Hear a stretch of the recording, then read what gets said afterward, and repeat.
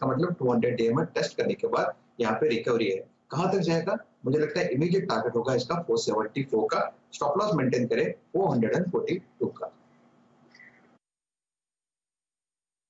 देखिए, आप देखिए एक्शन तो इसी सेक्टर में है और मैं आपको दिखाता हूँ मिड कैप इंडेक्स। आज खुलते ही देखिए मैं आपसे कहता हूँ मिड कैप, अब किसी भी सेकंड में आप देखिए लाल निशान से हरे निशान में मिड कैप इंडेक्स आ जाएगा। मिड कैप्स में चल क्या रहे हैं डॉक्टर साहब? अगर एक पैक बना सकते हैं तो बना दीजिए प्लीज। आज का सेक्टर ऑफ द डे जो सुबह 7 साढ़े 7 बजे बताया गया था वही तो है डेयरी सेक्टर। आप उमंग डेयरीज दिखाइए 16% ऊपर है।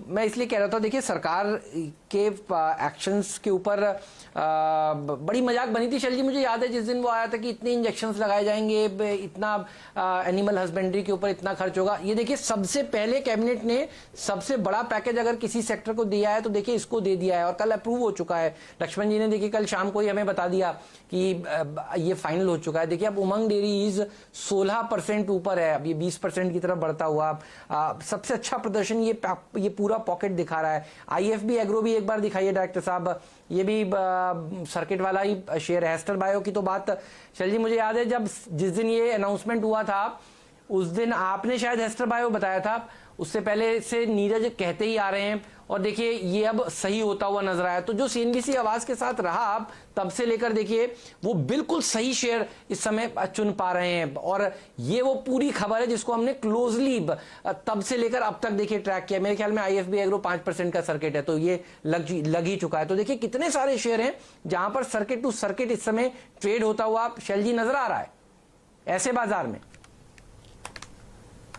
हेमंत जी, एक बात मैं ये कहना चाहता हूँ कि बहुत लोग ये मान के चलते हैं कि बहुत बड़े बड़े ब्रोकर्स हैं जो बम्बई में बैठे हुए हैं या गुजरात में बैठे हुए हैं या राजस्थान में या हमारे 20,000 शहरों में से पहले 10-12 शहर्स में, और उनका जो सम्मिलित सोच है वो बाज़ार को चलाती है। ये बात सच है, लेकिन ये बात पूरी तरीके से सच नहीं है। ज़्यादातर आपको हमारे देश में अगर बाज़ार चलता हुआ दिखेगा उसकी धुरी है मिनिस्ट्रीज़ और मिनिस्ट्रीज़ की धुरी है लक्ष्मण जी। तो जो वो खबर आपको देते हैं एक दिन पहले, समय से पहले, उस पर ज़रूर ध्यान दीजिए और इसी वजह से आपको ये तेज़ी बहुत अच्छी तरीके से दिखती है सेक्टर वाइड। कई जगह आपको मिलेगी सिंपल एक स्टॉक की खबर, लेकिन अगर कोई सेक्टर मूव करने की शक्ति रखता है तो वो है लक्ष्मण रॉय जी। और उनकी जो खबरें आपने देखी हैं, चाहे वो आपको 20 लाख करोड़ का पैकेज हो या बजट के काफ़ी सारे चेंजेस जो वो आपको जनवरी के महीने में बताते हैं, उनके अलावा आप देखिए इंडिविजुअल सेक्टर्स पर भी उनकी पकड़ कितनी ज़बरदस्त है और पूरे डेयरी सेक्टर में आपको बहुत अच्छी तेज़ी आती हुई दिख रही है। हेमंत जी, अगर आपकी इजाज़त हो तो 2-3 स्टॉक्स में एफएनओ में मार्क करना चाहता हूँ जहां लगभग 17 मिनट के ट्रेड के बाद अब एक ट्रेंड क्लियर हो गया है। मेरे हिसाब से हम लोगों को फार्मा स्पेस में ध्यान देना चाहिए। 2 स्टॉक्स मेरे सामने बहुत अच्छी तरीके से ट्रेड कर रहे हैं, टोरेंट फार्मा, सिप्ला और साथ ही साथ औरोबिंदो फार्मा। शुभम जी, ये आपके ऊपर है, किस पर राय दें? सब जगह पोजीशनिंग बहुत शानदार है, बाजार डिफेंसिव हो चुका है और 2 या 3 दिन की गिरावट के बाद ये सारे फार्मा स्टॉक्स अब ऊपर की तरफ बढ़ रहे हैं। पसंद आपकी है, जो आप चाहें। शैलेंद्र जी, मैं फार्मा में औरोबिंदो फार्मा के साथ जाऊंगा और इनफैक्ट ट्यूसडे को भी हमने स्टॉक का ब्रेकआउट जब हुआ था तब हमने चर्चा की थी और वहां से स्टॉक अभी भी ऊपर है और यहाँ पे अगर हम देखें तो कंसिस्टेंटली न्यू हाई बनते जा रहे हैं और आज भी यहाँ पे एक फ्रेश ब्रेकआउट मुझे लगता है कि बनता हुआ दिखेगा। तो औरोबिंदो फार्मा में एक लॉन्ग ट्रेड इनिशिएट करना चाहिए। तो एक ऑप्शन का ट्रेड अगेन यहाँ पे रिकमेंड करूंगा मैं। 840 का जो जुलाई का ये ऑप्शन है, 840 के स्ट्राइक का जो कॉल ऑप्शन है वो अभी लगभग 33 रुपए के आसपास ट्रेड कर रहा है। इसको खरीद के चलें। एक छोटा सा स्टॉप लॉस 28 रुपए पे मेंटेन करें और मुझे लगता है कि 42 से 45 रुपए तक के टारगेट ये कॉल ऑप्शन के लिए बनते हुए दिखेंगे। चलिए, ये राय आपको मिल रही है औरोबिंदो फार्मा पे। ऑलरेडी 52 हफ्ते का हाई आपके सामने लग चुका है स्टॉक पर। अगस्त 2018 के हाइस पर आपको औरोबिंदो फार्मा ट्रेड करता हुआ दिखेगा। शुभम जी, एक सरसरी नजर जरूर डालिए सिप्ला और टोरेंट फार्मा पर भी।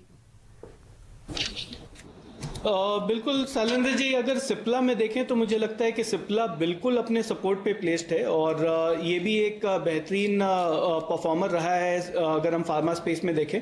और आज मुझे लगता है कि ये सपोर्ट से एक स्ट्रॉन्ग रिबाउंड आता हुआ दिखना चाहिए, तो सिप्ला पे भी लॉन्ग इनिशिएट कर सकते हैं। यहाँ पे स्टॉप लॉस 625 का होगा और अपसाइड में अगर इसको 2-3 दिन का हम समय दें तो मुझे लगता है कि 680 तक भी ये जो मूव है वो एक्सटेंड हो सकता है। और वही अगर हम टोरेंट फार्मा को देखें तो टोरेंट फार्मा में भी सिमिलर एक का कल ब्रेकडाउन जरूर हुआ था, लेकिन आज यहाँ पे मुझे लगता है कि पुल बैक अब यहाँ पे आता हुआ दिखेगा।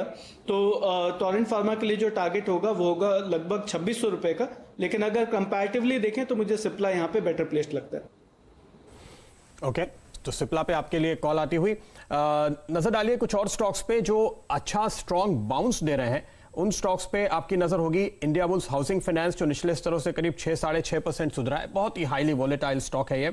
इसके अलावा आप नाल्को पे नजर डालिए, करीब 4% की रिकवरी निचले स्तरों से आप इस स्टॉक पे आते हुए देख रहे हैं। कमजोर शुरुआत हुई थी लेकिन फॉलोअप अच्छा है। स्टील अथॉरिटी ये भी नीचे से रिकवर होता हुआ, तो मेटल स्टॉक्स एक कमजोर शुरुआत के बाद, और कल भी ये गिरे थे, उसके बाद आज एक बाउंस दिखाते हुए आपके सामने है। शुभम, मेटल स्पेस पे कोई स्टॉक जो आपको लगता है तेजी का ट्रेड जहां बनता हो? देखिए मेरी नजर में फिलहाल 2 स्टॉक्स आ रहे हैं जिनमें अच्छी रिकवरी दिखी, एक नाल्को और एक स्टील अथॉरिटी। प्रदीप जी, अगर इन दोनों स्टॉक में देखें तो मुझे लगता है कि नाल्को में कल एक बड़ा गिरावट हुआ, उसके बाद ये पुल बैक है, तो एक प्योरली इंट्राडे पर्सपेक्टिव से मुझे लगता है एक ट्रेड यहाँ पे बना सकते हैं। बिकॉज मेटल ओवरऑल अगर थोड़ा सा मीडियम टर्म व्यू से देखेंगे तो ऑस्किलेटिंग बिहेवियर है, तो पुल बैक के पर्सपेक्टिव से एक इंट्राडे ट्रेड जो मैं रिकमेंड करूंगा वो होगा 32 पे एक स्टॉप लॉस मेंटेन करते हुए नाल्को पे लॉन्ग करें, और यहाँ पे 33.50 से 34 रुपए तक के लक्ष्य आ जाते हुए दिख सकते हैं। ओके, तो ये कॉल आपके लिए नाल्को पे आता हुआ। अच्छा, नजर डालिए जम्मू कश्मीर बैंक पे, ये आज चूंकि बाजार वोलेटाइल है तो 2 दिनों के बाद सर्किट खुलता हुआ दिखाई दिया है, लेकिन निचले स्तरों से बहुत शार्प मूव है और काफी तगड़े वॉल्यूम के साथ आपने इस पे एक मूवमेंट आते हुए देखी है। जिस तरह से आप देख रहे हैं सारे पीएसयू बैंक्स में तेजी दिखी। अब आपको याद दिला दें कि ये भी अब केंद्र सरकार का बैंक हो चुका है, धारा 370 हटने के बाद राज्य सरकार का नहीं रहा, और यहां पर आप एक स्ट्रॉन्ग मूव आज शुरुआती ट्रेड में बनते हुए देख रहे हैं। हालांकि सर्किट टू सर्किट हमने पिछले 2 दिनों का मूव देखा था, आज खुला है। राजेश सातपुते जी, जरा चार्ट देखिए, एक दरअसल आपको ब्रेकआउट का संकेत दे रहा है, क्या लेवल्स देखते हैं इसमें?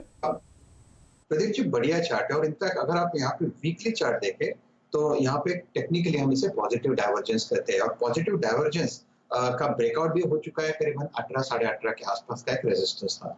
इन्हें डब्ल्यू फॉर्मेशन भी कुछ एनालिस्ट इसे कहते हैं। अकॉर्डिंग टू पैटर्न मुझे लगता है कि इसका जो नेक्स्ट टारगेट होगा वो रहेगा 24 से 25 रुपए का। So it will be a buy. आपको स्टॉप लॉस रखना है करीबन 18 रुपए पे। ठीक बात है। मिड कैप्स में देखिए सबसे ज्यादा फोकस है। अच्छा, मैं थोड़ी देर पहले आईडीबीआई बैंक की बात कर रहा था, दूसरे दिन 5% का अपर सर्किट 53 लाख शेयरों के साथ। तो आप सोचिए 53 लाख शेयर कितने होते हैं, और सर्किट लग चुका है, बाइंग हो रही है। अच्छा, इस महीने अगर आप देखें डॉक्टर साहब, महीने भर का चार्ट दिखाइएगा, 86% की रैली। अगर कोई बैंक प्राइवेटाइज होने जा रहा है, इसलिए देखिए खबरों का एनालिसिस करना समझना बहुत जरूरी है। और पहला बैंक प्राइवेटाइज होने जा रहा है, इसकी ज्यादा चर्चा हुई नहीं है बाकी जगहों पर हमारे चैनल को छोड़कर। तो आप देखिए इसीलिए 86% भागा है। बाकी सब पीएसयू बैंक नीचे हैं, ये सर्किट पर चलता जा रहा है। तो अगर आपने कल खरीदा तो आज भी देखिए यहाँ पर 5% का अपर सर्किट और 53 लाख शेयरों के साथ सर्किट लगा हुआ है। अब लोग लाइन में लगे हुए हैं इस शेयर को खरीदने के लिए। लेकिन फोकस तो देखिए मिड कैप्स पर ही है आज। और राजेश सतपुते जी को बधाई, राजेश जी ने बिल्कुल सही समय पर कहा अब यहां मंदी नहीं करनी चाहिए। वहां से देखिए बैंक निफ्टी नीचे से घूम गया है, तो 10,250 के आसपास निफ्टी भी देखिए आपको अब स्टेबल होता हुआ नजर आ रहा है। और एक बार एडवांस डिक्लाइन रेशियो का ग्राफ डायरेक्टर साहब ले आइए, क्योंकि मैं देख रहा हूं धीरे धीरे करके गिरने वाले शेयर कम हो रहे हैं और बढ़ने वाले शेयरों की थोड़ी सी संख्या बढ़ती जा रही है, और ये श्रेय मिड कैप्स को ही जाता है। तो एक बार एडवांस डिक्लाइन ग्राफ दिखाइए, क्योंकि करीब करीब 20-25 मिनट हो गए हैं बाजार को खुले हुए। आप देखिए खुलने के बाद ये अपनी चाल पलट रहा है, तो ये एक अच्छी बात है। ये देखिए मैं आपको यही दिखाना चाहता था, ये लाल लकीर और ये हरी लकीर अब देखिए एक दूसरे को इंटरसेक्ट करने की कोशिश कर रही है। इसीलिए बहुत शॉर्ट पोजीशंस बनाएंगे तो शायद देखिए वो आपके फेवर में नहीं रहे। मिड कैप्स का दिन है तो मिड कैप्स पर ही लौटता हूं। कुछ और स्टॉक्स जहां पर एक्शन देखा जा रहा है आज के सत्र में। डायरेक्टर साहब देखिए, दूध वाले शेयर तो सब बढ़ गए, अब दिखाइए एक बार एपेक्स फ्रोजन फूड, ये अब तक इसमें कुछ वॉल्यूम भी नहीं हुआ है और ये स्टॉक भी देखिए भागेगा। अच्छा, ये केवल मिल्क के लिए नहीं है खबर, आप ध्यान रखिएगा, ये पोल्ट्री के लिए, मीट प्रोडक्ट्स के लिए भी खबर है। अगर दूध वाले शेयरों में सर्किट लगेगा, उमंग डेयरी में 20% का और बाकी स्टॉक्स में, पराग में देखिए, तो पोल्ट्री वाले स्टॉक्स और दूसरे वाले स्टॉक्स भी अच्छा प्रदर्शन दिखाएंगे, फिशरी वाले स्टॉक्स अच्छा प्रदर्शन दिखाएंगे। एपेक्स फ्रोजन फूड में कोई टारगेट्स जिनके ऊपर नजर होनी चाहिए, राजेश सतपुते जी? हेमंत, बढ़िया पिक है। 260 इसका 200 EMA था, एग्जैक्टली 260 यानी 258 का लो किया और वहीं से रिकवरी है। इसका टारगेट बनता है हेमंत, करीबन फर्स्ट टारगेट रहेगा 286 का। 286 के बाद प्रोबेबली ये 300 तक भी जा सकता है। सो it will be a by about 270, stop loss रखिए आप 262 का। इसके ऊपर भी रखिएगा नजर, ये सारे स्टॉक्स अब भागेंगे क्योंकि दूध वाले, डेयरी वाले स्टॉक्स के बाद अब शैल जी इन स्टॉक्स की बारी नजर आ रही है। हेमंत जी, मुझे एक चीज मार्क करनी है जरा निफ्टी पर। आपने जो लो देखा है वो है लगभग 10,194 और वहां से लगभग आपके सामने ये इंडेक्स 80 पॉइंट